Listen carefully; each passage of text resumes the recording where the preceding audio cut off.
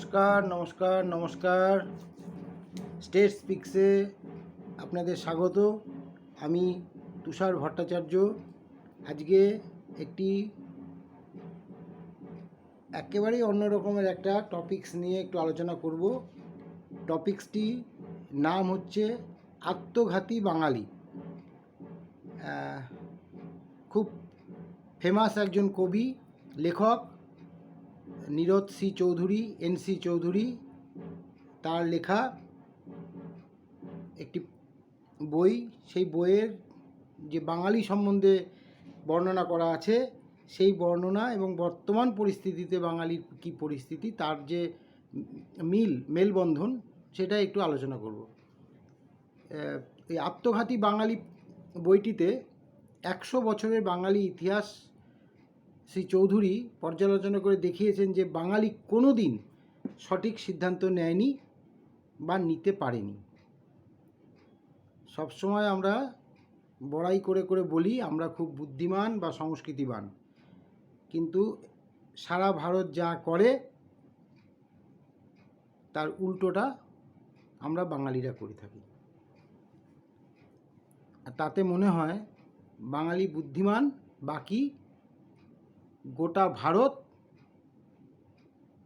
বুদ্ধিমান নয়, মানে বুদ্ধিহীন।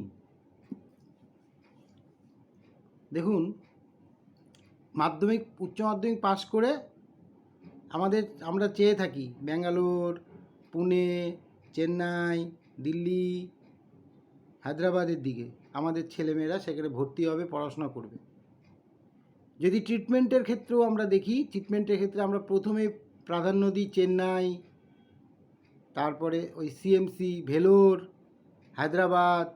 হায়দ্রাবাদের পরে দিল্লি এইমস, এইসব, পুনে। 2023 সালের একটা লেবার ইন্ডেক্সে দেখানো হয়েছে যে পশ্চিমবঙ্গের 72 লক্ষ শ্রমিক পেটের দায়ে ভিন রাজ্যে গিয়ে কাজ করে। পশ্চিমবঙ্গের 72 লক্ষ শ্রমিক, ভাবতে পারেন সংখ্যাটা কত বড়? পশ্চিমবঙ্গে কতগুলি মেডিকেল কলেজ আছে আমাদের জানা নেই। কতগুলি জানা নেই মানে সেই অর্থে জানা নেই। কতগুলি ইঞ্জিনিয়ারিং কলেজ আছে সেই অর্থে আমাদের জানা নেই। চেন্নাই, হায়দ্রাবাদ, ব্যাঙ্গালোরে কতগুলি আছে গুগল সার্চ করে দেখুন। বাংলার থেকে কয়েক গুণ বেশি সেখানে আছে, এই কলেজগুলি আছে, মেডিকেল কলেজ, ইঞ্জিনিয়ারিং কলেজ। সুতরাং আমরা সেই অর্থেই সেখানে গিয়ে আমরা কি করি, আমরা ডিপেন্ড হয়ে যাই যে ওখানে গেলে ভালো পড়াশোনা হবে। এখানে তো পরিকাঠামো নেই, ইনফ্রাস্ট্রাকচার নেই বাংলায়। তো যখন ইনফ্রাস্ট্রাকচার নেই, তখন আমরা অবশ্যই যারা অভিভাবকরা চেষ্টা করেন যাতে ভালো স্কুলে, ভালো কলেজে, ভালো ইউনিভার্সিটিতে থেকে পড়িয়ে করা যায়। কিন্তু আসলে কি হয়, পড়ে তারা পাশ করে এসে কি বাংলাতে কাজ পাচ্ছে না। পশ্চিমবঙ্গের বড় বড় প্রতিটি শহর এখন মৃতপ্রায় শহরে পরিণত হয়েছে। আপনারা একটু মন দিয়ে ভেবে দেখুন। শিক্ষা তথৈবচ নেই বললেই চলে, স্বাস্থ্য পরিকাঠামো নেই বললেই চলে। বড় বড় বিল্ডিং আছে কিন্তু পরিকাঠামো নেই, ডাক্তার নেই, যন্ত্রপাতি নেই। সুপার স্পেশালিটি হসপিটাল নামে আমরা ফলাও করে করে বলি, কিন্তু যদি পরিকাঠামো না থাকে বাঙালির অবস্থাটা কি? বাধ্য হয়ে বাইরে যেতে হচ্ছে, বেশি পয়সা খরচা করে চিকিৎসা যেমন করাতে হচ্ছে, শিক্ষাও নিতে হচ্ছে। এবার শিক্ষা নিয়ে এসে তাদেরকে ওই মাতঙ্গিনী হাজরা, ঋষি অরবিন্দ এদের মূর্তির পাদদেশে ধর্ণা দিতে হচ্ছে। কি করা যাবে বলুন? আমরা এইভাবে 1977 সালের পর থেকে একবারের জন্যও কেন্দ্র এবং রাজ্যে একই সরকার হয়নি। 1977 সালে বামফ্রন্ট সরকার যখন আসে তখন থেকে আজ পর্যন্ত একটিও কেন্দ্র রাজ্য, কেন্দ্রে বিজেপি আছে এখানে বিজেপি, কেন্দ্রে কংগ্রেস আছে এখানে কংগ্রেস, ওই ইয়েই তৈরি হয়নি। যার ফলে বাঙালির যে স্বাদ আহ্লাদ সব কিন্তু সেই জায়গাতেই দাঁড়িয়ে আছে। এখন এই যে সারা বাংলা জুড়ে থার্ড ক্লাস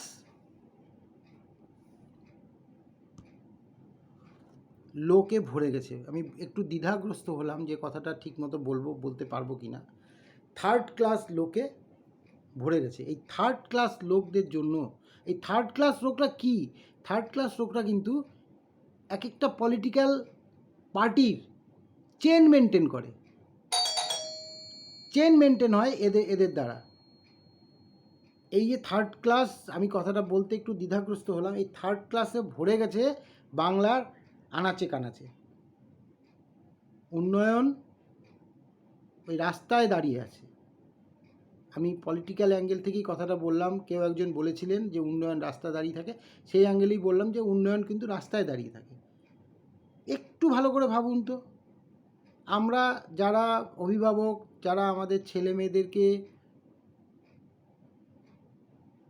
ভবিষ্যতে সমস্ত কিছু খুইয়ে জমানো অর্থ ব্যয় করে তাদেরকে পড়াশোনা শিখিয়ে উচ্চশিক্ষিত করে নিয়ে আসছি, তাদের ভবিষ্যৎটা কি? ওই ধর্মতলা রাস্তার উপরে বসে বছরের পর বছর ধরে ওটা করবে, ধর্ণা দেবে? সরকারের কোনো হেলদোল নেই? আর কতটা নিচে নামবে বাঙালি জাতি?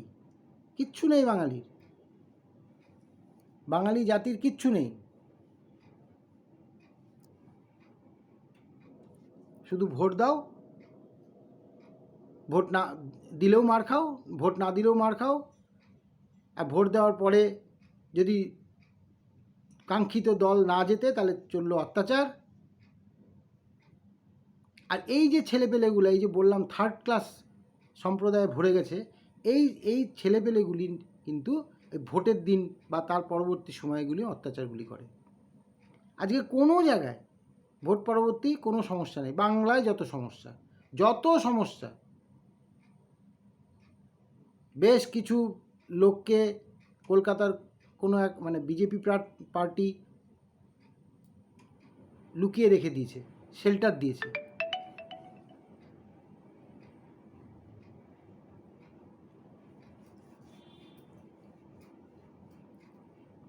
আমি 100টা শহরের নাম বলতে পারি। দিল্লি মুম্বাই তো ছাড়েন, আহমেদাবাদ পুনে এসব তো ছাড়েন, ছোট ছোট অনেক শহর আছে, অমৃতসর, শ্রীনগর, যেখানে শ্রীনগরে কিন্তু দুজন হেরে গেছে, মেহবুবা মুফতিও হেরে গেছে আর ওমর আবদুল্লাহ হেরে গেছে, কোনো গণ্ডগোল নেই, কোনো গণ্ডগোল। এই শ্রীনগরের ভোট পর্বটা নিয়ে আমি আগামী দিন একটা এপিসোড করব, একটা তুলে ধরবো আপনাদের সামনে। গুয়াহাটি, রাঁচি, পাটনা, বারাণসী, ভোপাল, আরও অনেক শহর আছে, কোচিন, দেরাদুন, যত আছে দেখুন, একটা জায়গার থেকে কোনো খবর আছে? নেই। কিন্তু এই থার্ড ক্লাস রাজ্যে থার্ড ক্লাস বাঙালি গণ্ডগোলের সঙ্গে লিপ্ত, মার দিচ্ছে। আর কাকে মারছিস, কার জন্য মারছিস, কি পাচ্ছিস? আজকে দল ভেঙে গেলে কালকে তোরা কোথায় যাবি তোরা? আর বেশিরভাগ গণ্ডগোলের কিন্তু এই সংখ্যালঘু সম্প্রদায়ের নামগুলি জড়িত হয়ে পড়ে। আমি বাঙালিকে এই কারণেই বললাম যে বাঙালি আজকাল ভিক্ষাতেই খুশি হয়ে গেছে, তাদের আর কোনো দরকার নেই। ওই বিএসশ্রী 25,000,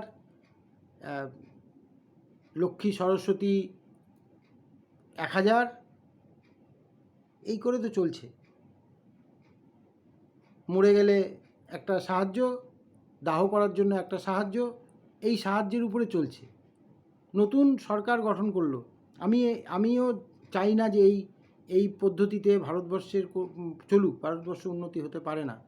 উড়িষ্যা সরকার, বিজেপি সরকার এসেই সুভদ্রা প্রকল্প বলে একটা সুভদ্রা স্কিম চালালো মহিলাদের জন্য, বছরে 50,000 টাকা করে পাবে।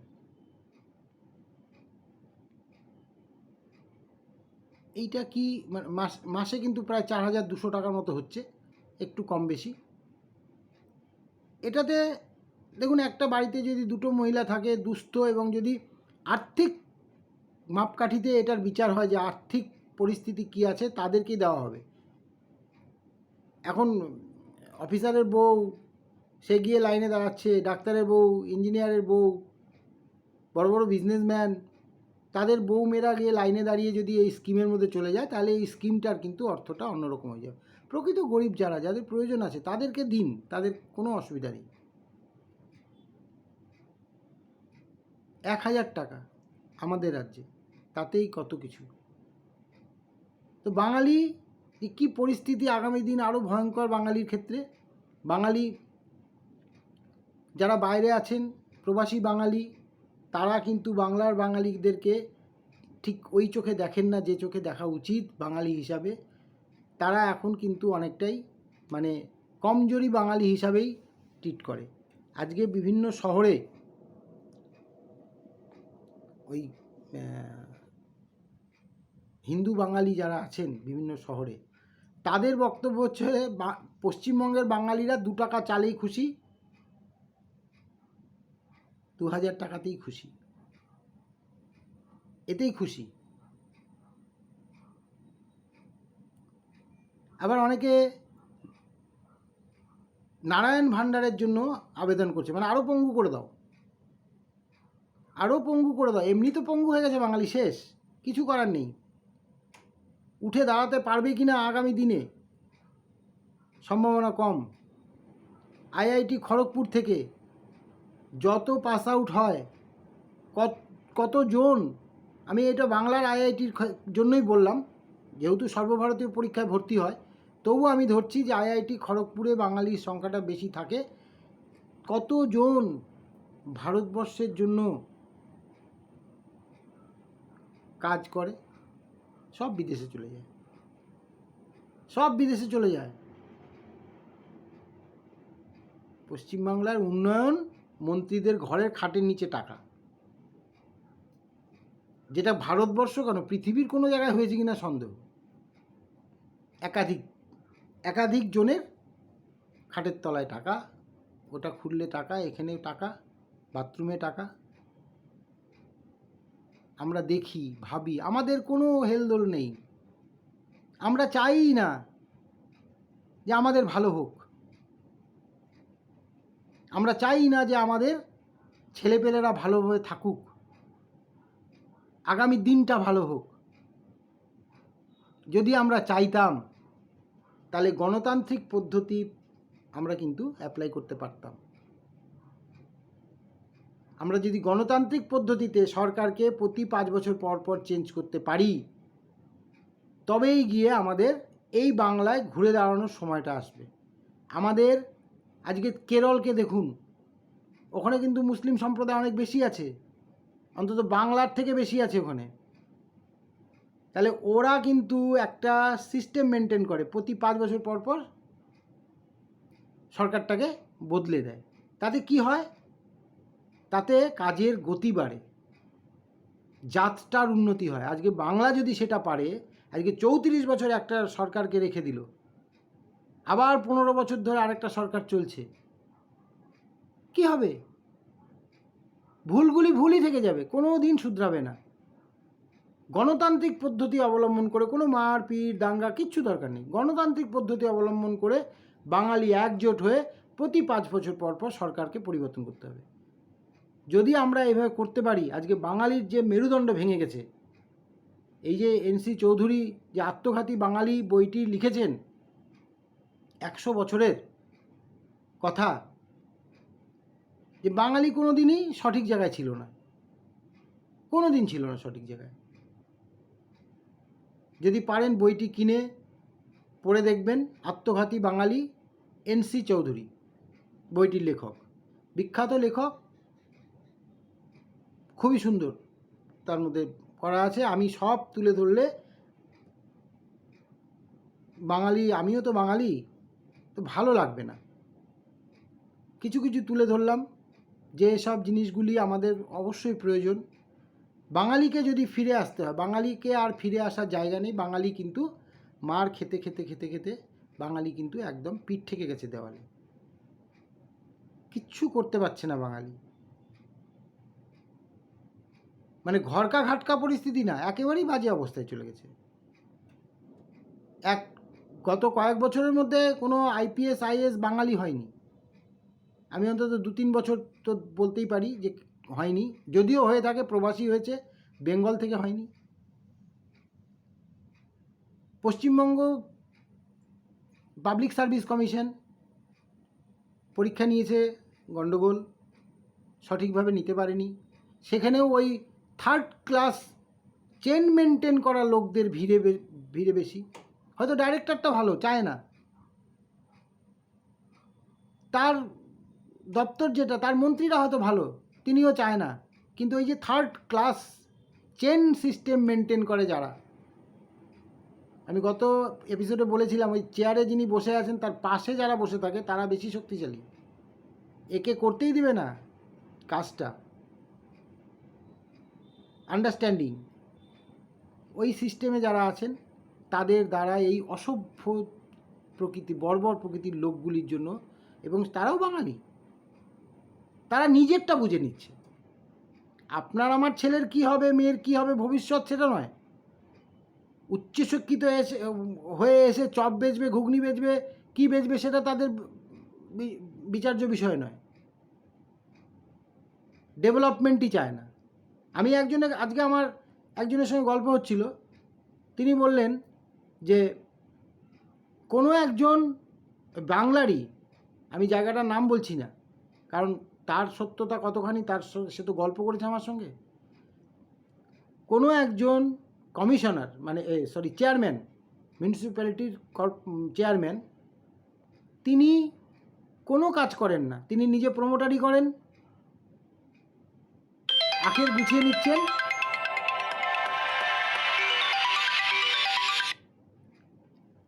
আর ঠিক ভোটের আগে আগে সমস্ত কমিশনারদেরকে ডেকে 10 লাখ 15 লাখ 20 লাখ করে ধরে দিচ্ছে, বলছে যেভাবে হোক জিতে আসো। এটা রাজনীতি?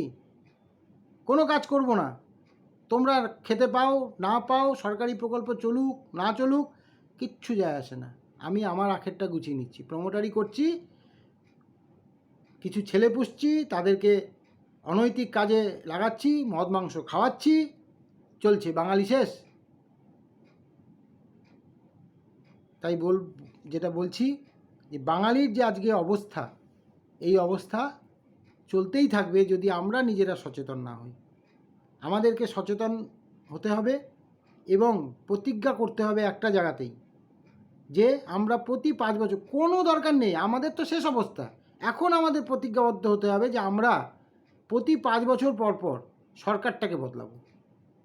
দেখবেন 2টো টেনিয়র যদি আমরা সরকারটাকে বদলে দিতে পারি, সে যেই আসুক, আমি কোনো পার্টির কথা বলছি না, বর্তমানে টিএমসি আছে, আগামী দিনে বামফ্রন্ট আসতে পারে, আসুক, তার বিজেপি আসতে পারে, আসুক, কংগ্রেস আসতে চায়, আসুক, কাজটা করবে। এবং এই যে টিএমসি চলে যাবে, টিএমসিও যদি চলে যায়, যদি মানুষ চায় যে না আমরা একে সরিয়ে দেবো, আবার নতুন করে আনবো, তাহলে এদেরও খিদেটা থেকে যাবে যে আমাদেরকে আসতে হবে এবং কাজ করতে হবে। বাংলা কিন্তু পাল্টে গেছে, আর সেই বাংলা নেই, কিন্তু সে বাঙালি তো আর নেই, বাঙালির ঐতিহ্যই শেষ হয়ে গেছে। কারণ ওই 10 বছর নিয়োগ না হলেও আমাদের কিচ্ছু যায় আসে না, আমরা কিছু করব না, আমরা যেরকম যে তিমিরে আছি সেই তিমিরেই থাকবো। আর পাচ্ছি তো, বিয়ের জন্য 25,000 পাচ্ছি, বিএসসি না কি বলে, তার জন্য 25,000 পাচ্ছি, লক্ষ্মী গণেশ কার্তিক সরস্বতী কী সব স্কিম আছে তাতে 1,000-1,200 করে টাকা পাচ্ছি, ভাতা পাচ্ছি, ভাতাশ্রী পাচ্ছি, ভাতাজীবী হয়ে গেছি। বাঙালিকে জাগতে হবে, বাঙালিকে জেগে রাজনীতির পরিবর্তন ঘটাতে হবে এবং সেই পরিবর্তন আমরাই পারব। এভাবে আমরা রাজনীতিকবিদদের হাতে পিষে মরব না, আমরা পিষতে চাই না। এনসি চৌধুরীর যে বইটির কথা বললাম সেই বইটিকে আমরা ভুল প্রমাণিত করতে পারি। তো বাঙালিকে এগিয়ে আসা দরকার। সবাই মিলে আমরা যদি এগিয়ে আসি তাহলে আমরা কিন্তু বাঙালির এই যে মেরুদণ্ড আজকে দুর্বল হয়ে গেছে, ভেঙে পড়েছে, আমরা কিন্তু সোজা করে আবার দাঁড়াতে পারবো। আমাদের পরবর্তী প্রজন্মকে আবার কিন্তু এগিয়ে নিয়ে যাওয়ার রাস্তা নতুন নতুন করে দেখাতে পারবো।